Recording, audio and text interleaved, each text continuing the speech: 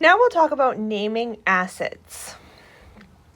We're going to do just very basic naming of acids. If you go on to AP, you will get kind of more in depth here, but we're just going to do very basic for our honors level.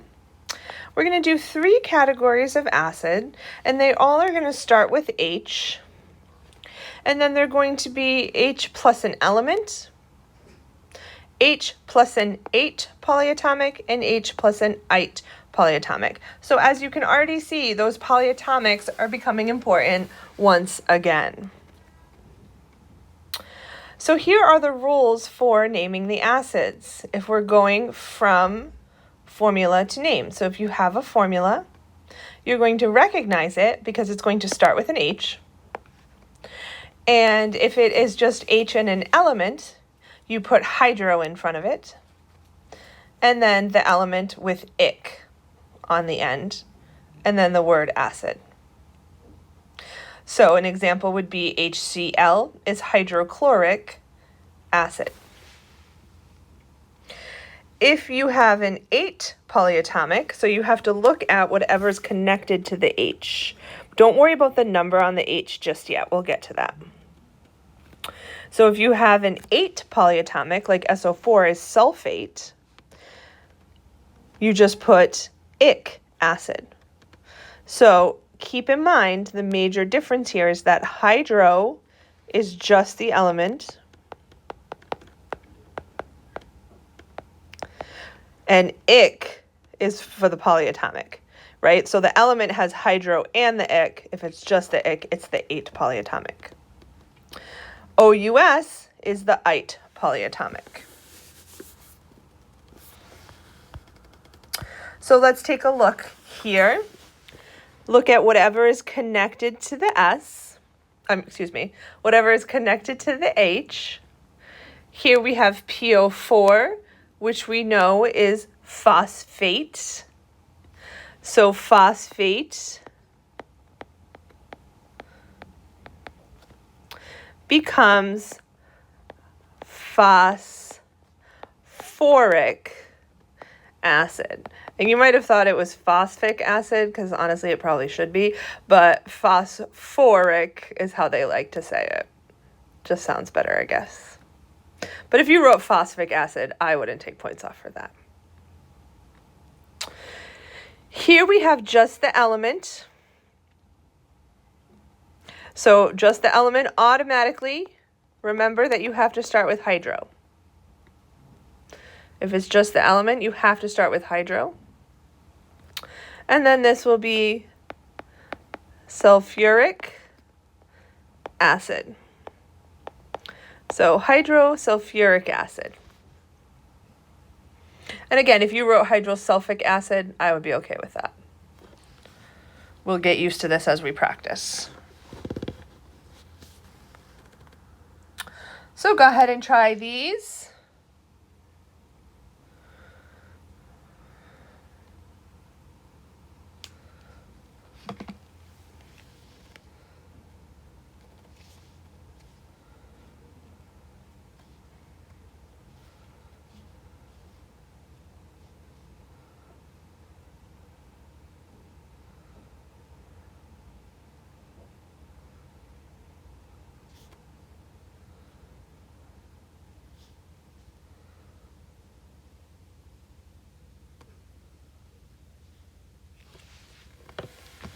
We have just phosphorus.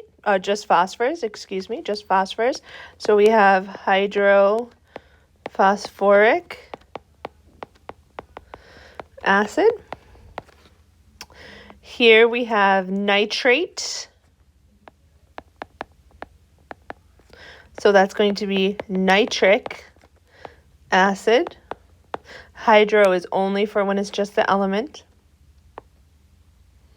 CO3 is carbonate.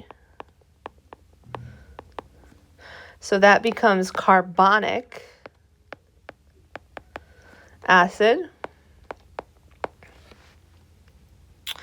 And then ClO2 is chlorite. So that is chlorous acid. That OUS is the ite polyatomic.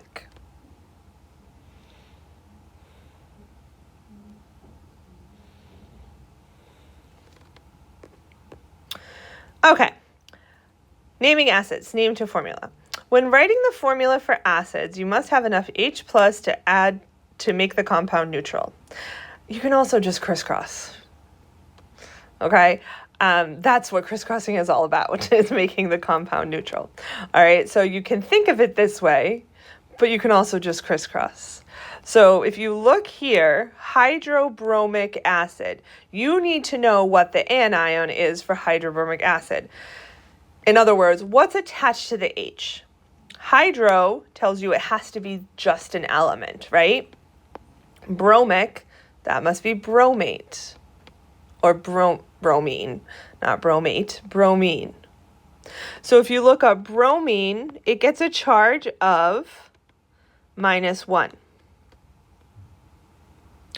Hydrogen has a charge of +1.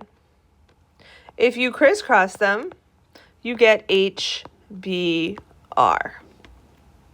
That is hydrobromic acid. Nitrous acid. You know that the OUS is the ITE polyatomic. So that's going to be nitrite. Nitrite is NO2 minus. Hydrogen is H plus. You crisscross and you get HNO2. That is nitrous acid.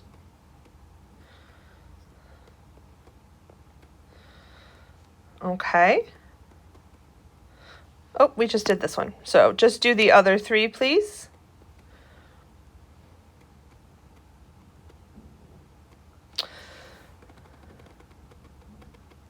So we have hydroselenic. This one is a little bit different because it is just the element. Se gets a 2 minus charge. H has a plus charge. So when you crisscross, you get H2Se.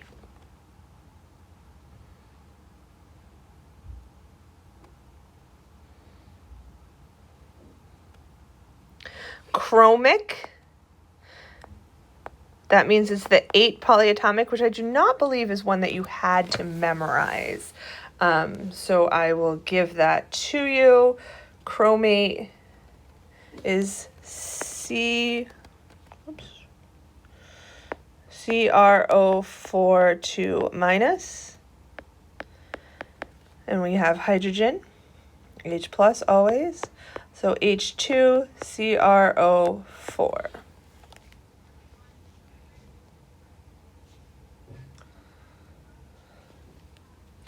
And carbonic, you know, that's 8. You do know carbonate, that is what you had to know.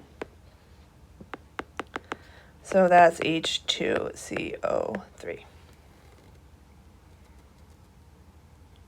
Okay, that's naming acids.